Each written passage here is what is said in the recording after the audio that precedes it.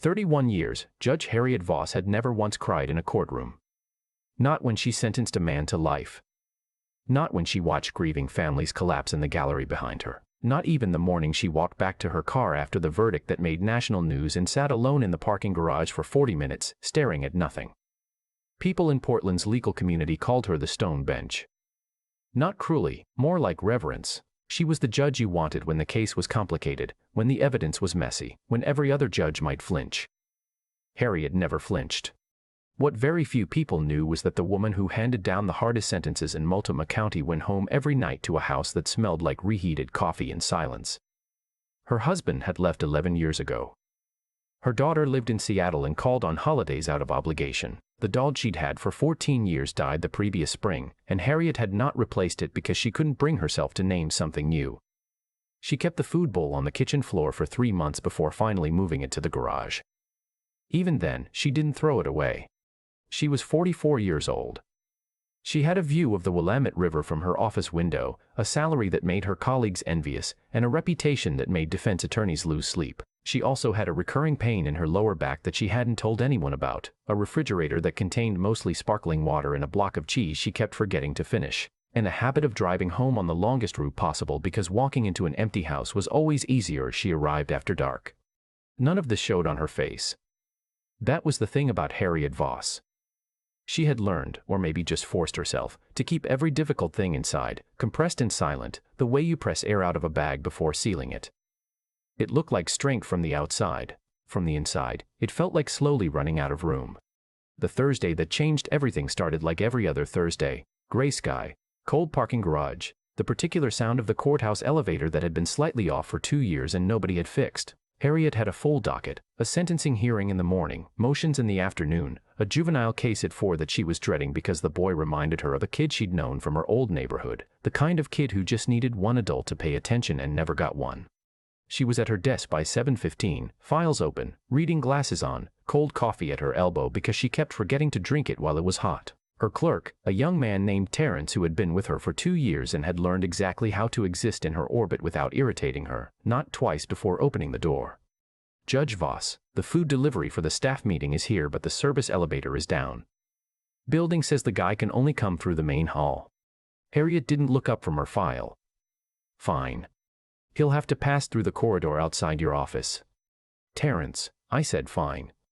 A few minutes later she heard the sound of a wheeled cart passing in the hallway. She didn't register it. Then she heard a small sound, something falling, something rolling, and the cart stopped. She still didn't look up. Then she heard a child's voice. A child's voice, in the courthouse. At 7:20 in the morning. She looked up. Through the glass panel beside her door, she could see a delivery man crouching on the floor, trying to pick up several bags that had slipped from the cart. And beside him, standing very still with her hands clasped in front of her like a little adult, was a girl of about 6 years old. The child was wearing a backpack with a butterfly on it and a winter coat that was slightly too big, the sleeves coming past her wrists. She was watching her father with the focused patience of someone who had learned to wait. Harriet watched them for a moment. The man had one hand braced against the cart and was gathering the bags carefully. The girl reached down without being asked and picked up a container that had rolled toward the wall and handed it to him. He looked at her and said something. She smiled. It was one of those quiet, private exchanges between a parent and child that have no translation for anyone watching from outside. Harriet opened her office door. The man looked up immediately, startled, clearly expecting to be told he was in the wrong place. He was maybe 35, lean in the way of someone who works physically and doesn't eat enough, with dark circles under his eyes that spoke of months rather than one late night. "Sorry, Your Honor," he said quickly, reading the nameplate beside the door. "The service elevator, they told me to come this way. I'm sorry about the noise." "It's fine," Harriet said. She looked at the girl. "This is your daughter." He hesitated, not the hesitation of someone being deceptive, but the hesitation of someone who has explained a complicated situation too many times and is bracing to do it again. "Yes. Her school doesn't open until 8. I couldn't get anyone to. I usually leave her in the lobby, but the security guard today said she couldn't wait there, so." He stopped. "I'm sorry. I'll be out of your way in 2 minutes." Harriet looked at the girl. "What's your name?" The child considered her with serious eyes. "Penny." "Penny," Harriet repeated. "Do you wait for your dad a lot?" "Every Thursday," Penny said. Thursday is the courthouse. She said it the way a child says the name of a regular stop on a familiar route, the way some kids say soccer practice or grandma's house. The courthouse. Just a place they went, because that was where her father went. Harriet felt something move through her chest that she didn't have a name for. She stood back. There's a chair in my office. She can sit while you finish. The man blinked. That's you don't have to do that. I know, Harriet said. Go finish. I'll stay with her. His name was Owen Baxter. She learned this from the ID badge clicked to his jacket, which she read while he transferred the bags to the meeting room 2 doors down with the focus of a man who understood exactly what the next 2 minutes cost him in terms of her goodwill. Penny sat in the chair across from Harriet's desk, backpack in her lap, and looked around the office with calm, methodical interest, the way children who spend time in adult spaces learn to observe without touching. Are you the judge? Penny asked. I am. Do you put people in jail? Sometimes. Penny thought about this. My teacher says judges are like referees, but for real life. Your teacher is right. Do you like it? Harriet opened her mouth to say yes automatically, the way she always answered that question, and then stopped. Penny was watching her with complete sincerity, the kind of attention that didn't allow a polished answer to land properly. Most days, Harriet said instead. Penny nodded slowly, apparently satisfied with the honesty. She unzipped the front pocket of her backpack and took out a small spiral notebook with a cat on the cover. She opened it to a page filled with drawings, not random child scribbles but deliberate small scenes, stick figures in what looked like specific situations. Harriet could see a hospital bed in one, a table with food on it in another. What are you drawing? Harriet asked. Stories, Penny said. I make them up. Daddy says I'm going to write books someday. She paused. He says that about everything though. He says I'm going to be an astronaut also. Harriet felt the corner of her mouth move, maybe both. Owen came back exactly when he said he would, 2 minutes. He appeared in the doorway looking like he had been holding his breath since he left. He looked at Penny first, the way parents do, the automatic inventory of a person who has learned to account for a small life at all times, and then at Harriet. Thank you, he said. It came out differently than a standard thank you. Like he meant something larger than the 2 minutes. Harriet nodded. She didn't know what to say, which was unusual for her, so she said nothing. They left. She went back to her desk. She picked up her reading glasses, set them down, picked up her cold coffee, drank some, and sat for a moment looking at the chair where Penny had been sitting. The room felt different, fractionally, the way a room feels after music has been playing and then stops, not empty, exactly, but newly aware of its own quiet. She told herself it was nothing and went back to her files. But she thought about them on the drive home. She thought about Owen's exhaustion, the specific, bone-deep kind that doesn't come from one hard week but from a sustained period of managing alone. She thought about Penny saying Thursday is the courthouse with that matter-of-fact acceptance. And she thought about the notebook full of small drawn stories, a child making sense of the world she'd been handed by turning it into something with a shape. Harriet had spent 31 years trying to impose shape on chaos. She understood that impulse completely. Over the next 2 weeks she found herself noticing things she'd stopped noticing.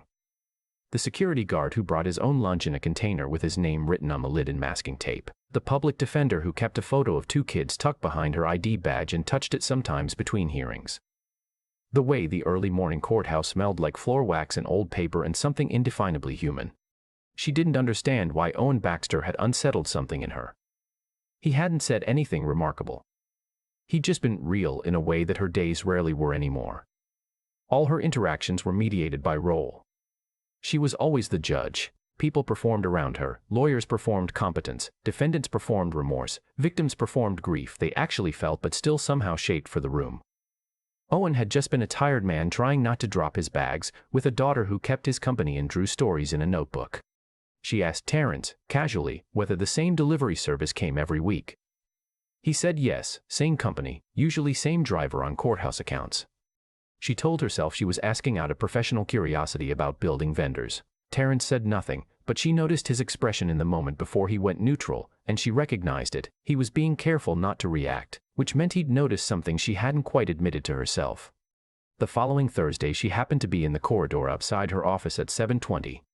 Owen looked surprised to see her. Penny looked unsurprised by anything, which was apparently her default state. Judge Voss, Owen said. Mr. Baxter, she said.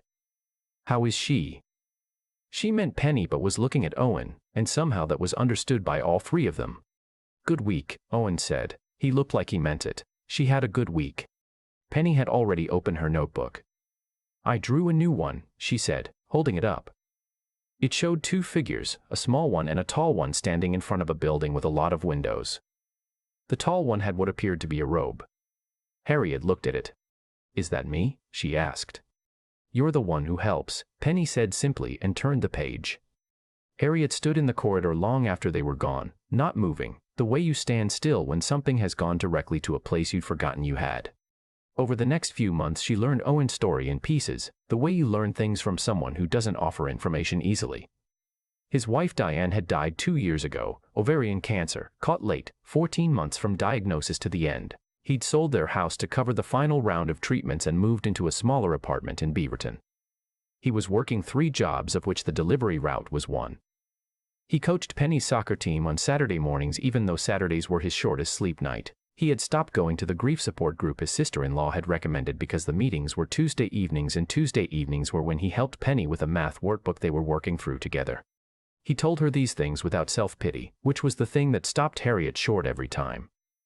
There was no performance of struggle in the way he described his life. He just described it, clearly, the way you describe the terrain of a road you've been driving for 2 years. You know where the rough patches are, you've learned to navigate them, you don't particularly need anyone to tell you it's hard. How do you do it? She asked him one Thursday when Penny was in the chair across the hall drawing and they were standing in the corridor with coffee that Terence had quietly produced from somewhere. Owen thought about it genuinely. I don't know. I think you find the next thing. And you do that. And then there's another next thing. He paused. Diane used to say I had a talent for not looking too far ahead. She meant it as a criticism, I think. But now it's the thing that keeps me moving. Harriet thought about herself at 7:15 every morning. The open files, the cold coffee. The way she had structured her days into a sequence of next things for 3 decades, never looking ahead, never looking behind. She had thought that was control. It occurred to her now that maybe it was something else. Maybe it was grief, and she'd never named it correctly.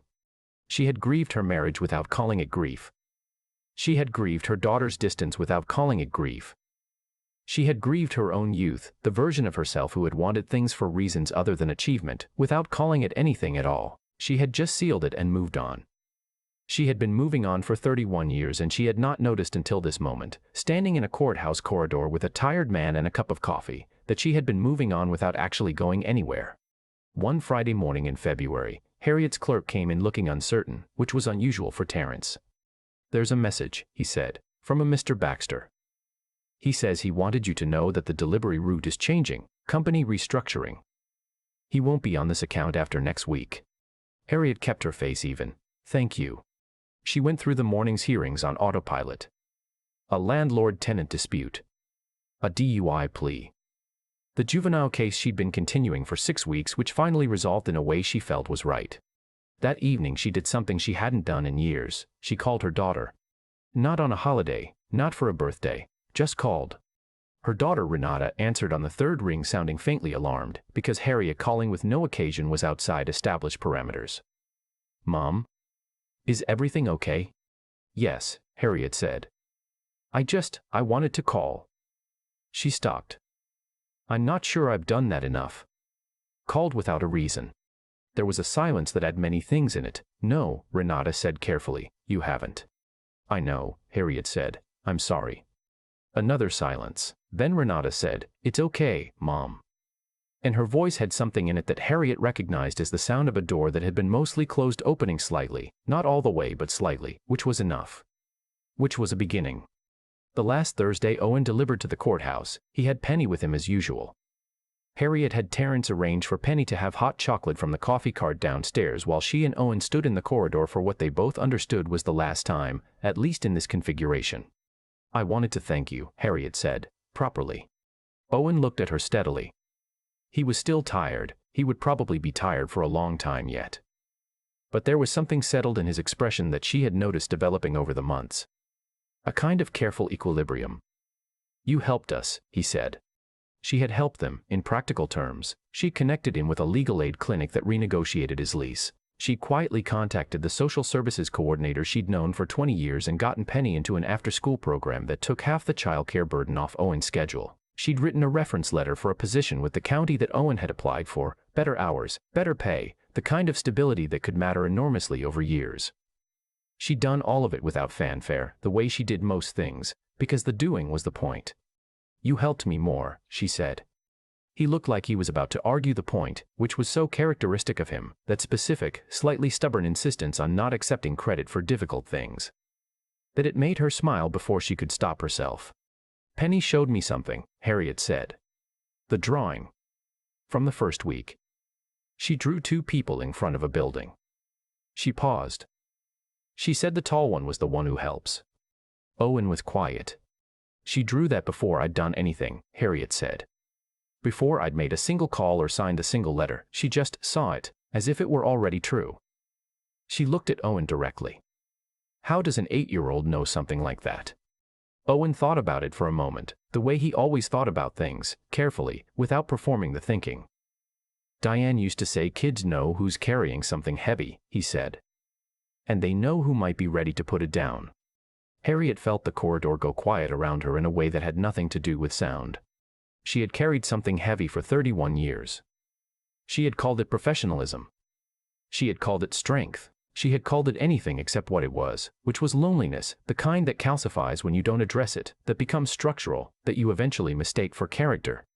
A 6-year-old with a spiral notebook and a butterfly backpack had drawn her way before she got there. A tired man who sold his house and coached soccer on 4 hours of sleep had showed her, without once meaning to lecture her, what it looked like to love someone hard enough to keep moving toward them, even when the road was rough and there was no one watching. Penny appeared from the direction of the coffee cart, hot chocolate in both hands, moving with the careful concentration of someone transporting something important. She stopped in front of Harriet and looked up. "We're moving," she announced. "Daddy got a new job. We're going to get a dog." She considered. "I'm going to name it Judge." Owen made a sound that was not quite a laugh but was related to one. Harriet looked at the child for a long moment. "That is an excellent name for a dog," she said. Penny nodded, satisfied, and took a sip of her hot chocolate. Owen reached out and shook Harriet's hand. His grip was firm and brief, the handshake of someone who knows when a thing is complete. "Take care of yourself, Judge Voss." "Harriet," she said. "My name is Harriet." He smiled. "Harriet." She watched them go down the corridor, the tall tired man and the small certain girl, until they turned the corner and were gone.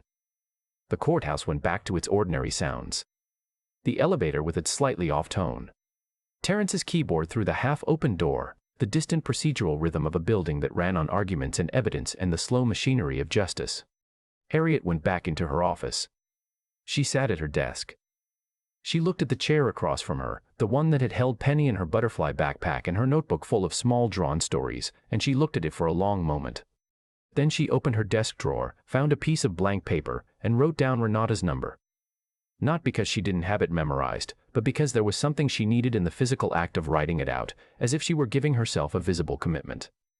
A next thing, and then another next thing after that. Outside the window, the Willamette was gray-green under a February sky, moving the way it always moved, steadily, without making a show of it, carrying everything forward whether or not anyone was watching. Harriet thought, some people arrive in limousines and some people arrive with delivery carts and a 6-year-old in a too-big coat. And sometimes the ones you least expect are the ones who show you something you stop believing, that it is not too late to put down what you've been carrying, and to find out who you are without the weight of it. She picked up her phone. She called Renata. This time, when her daughter answered, Harriet spoke first. "I'd like to come to Seattle," she said, "if that's all right, just to visit, just to be there." A long silence, then, "Yeah, Mom, that's all right." She sat for a while after hanging up, not doing anything, just sitting. Something she almost never allowed herself, the plain, unproductive act of being still. Through the glass panel beside her door, the corridor was empty and quiet. She thought about a drawing in a spiral notebook. 2 figures. A building full of windows. The small one and the tall one standing side by side, and one of them labeled, in a child's certain hand, as the one who helps. She had not known, the morning she opened that office door, that she was the one who needed saving. "I keep thinking about the food bowl. The one Harriet left on the kitchen floor for 3 months after her dog died, because she couldn't bring herself to move it. That detail stayed with me longer than anything else in this story. Because it wasn't about a bowl. It was about a woman who had gotten so practiced at holding things in that even her grief had nowhere to go, so it just sat there, on the floor, waiting. Harriet spent 31 years being the person everyone else needed her to be. Decisive, unshakable. The stone bench. And in doing that, in being so relentlessly competent for the world, she had quietly stopped being present for herself. She didn't notice it happening. That's the part that gets me. It doesn't announce itself the moment you stop letting people in. It just becomes your normal. What Owen showed her, without ever intending to, was what it looks like to keep your heart open when every reasonable excuse exists to shut it. He had lost his wife. He had sold his house. He was running on 4 hours of sleep and coaching soccer on Saturdays and helping Penny with a math word book on Tuesday nights instead of going to grief support. He had every reason to become hard. He chose not to. That's not luck. That's a decision made over and over again, quietly, when no one is watching. That's what I'd call real strength. Not the kind that keeps people out, but the kind that keeps showing up anyway. And Penny. 6 years old, drawing stories in a spiral notebook, labeling the tall figure in her picture as the one who helps, before Harriet had done a single helpful thing. Kids know. They read people the way adults forgot how to. Not by resume or reputation, but by something quieter. Penny looked at Harriet and saw not the judge, not the title, not the 31 years of careful armor. She saw someone who was ready. Someone who just hadn't been asked the right way yet. I think about what it takes to become that, someone who can be read clearly by a child. It takes honesty. The kind that doesn't perform itself. Harriet had intelligence in abundance. She'd built an entire career on it, but intelligence pointed only inward, only at files and cases and arguments, eventually becomes a wall. The moment she turned it outward, started paying attention to the security guard's lunch container, the public defender's photograph, the sound of the courthouse in the early morning, that's when something shifted. Wisdom isn't just knowing things, it's knowing where to look. The cause and the effect in this story are inseparable. Harriet opened a door, literally, her office door, and everything that followed grew from that one small act of noticing someone else. Owen kept showing up with Penny every Thursday because he had no other option, and in doing so he gave Harriet something she hadn't known she needed, proof that a person can carry tremendous loss and still be warm. Still be present.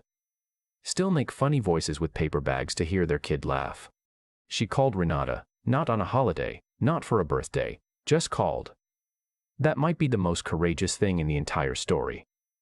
Not the legal maneuvering, not the reference letter, not the connection she made. Just a woman picking up the phone and saying, I haven't done this enough, and I'm sorry, and I'd like to come. That's the thing I keep returning to. It is never too late to put something down that you've been carrying too long. But you usually need someone to show you what your hands could hold instead.